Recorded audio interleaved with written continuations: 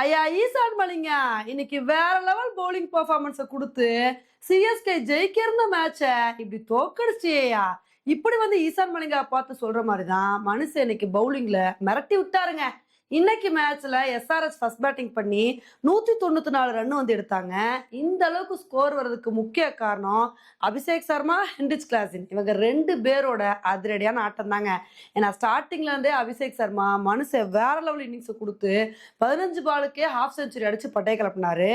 அவர் out ஆனதுக்கு அப்புறம் score கம்மியா நினைக்கும் போது கிளாஸ் இருந்துகிட்டு அப்புறம் நான் வந்து நல்ல ஒரு இன்னிங்ஸ் கொடுக்க வேணாமா, நான் ஹாஃப் செஞ்சுரி அடிக்க வேணாமான்னு சொல்லிட்டு கிளாஸ்னு ஒரு பக்கம் நல்ல ஒரு இன்னிங்ஸை கொடுத்து ஹாஃப் செஞ்சுரி அடிச்சு பட்டை கிளப்பிட்டாரு.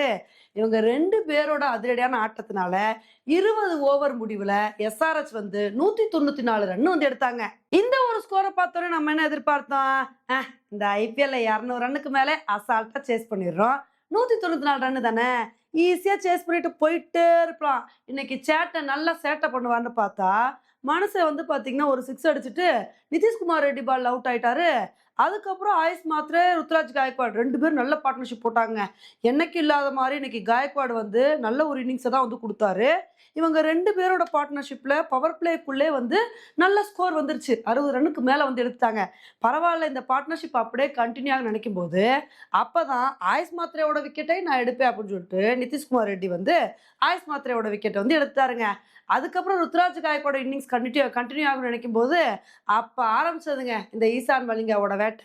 மனுஷன் வந்து காயக்வாடோட விக்கெட்டை வந்து எடுத்தாரு. அதுக்கப்புறம் வந்து பாத்தீங்கன்னா சர்ஃப்ராஸ் கானோட விக்கெட்டையும் வந்து எடுத்தாரு.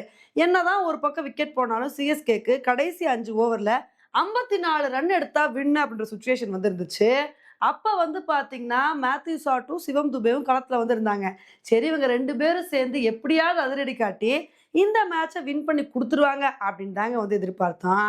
அப்பதாங்க 16வது ஓவர் பவுலிங் போட வந்தார் ஈசான் மலிங்க. வந்த மனுஷன் அந்த ஓவர்ல நல்லா பவுலிங் போட்டாரு. அதுக்கப்புறம் வந்து சிஎஸ்கேவை அந்த ஓவர்ல 4-1ன்னு சொல்லி ஃபர்ஸ்ட் 3 பால்ல 7 ரன் எடுத்தாங்க. சரி, அப்படியே வந்து நல்ல ஒரு பேட்டிங் பர்ஃபார்மன்ஸ் கொடுப்பாங்கன்னு பார்த்தா அப்பதாங்க மேத்யூ சாட்டு இவரோட பால் அடிக்க போய் ஒரு சூப்பரான கேட்சை அனிகேத் வர்மா பிடிச்சிட்டாரு.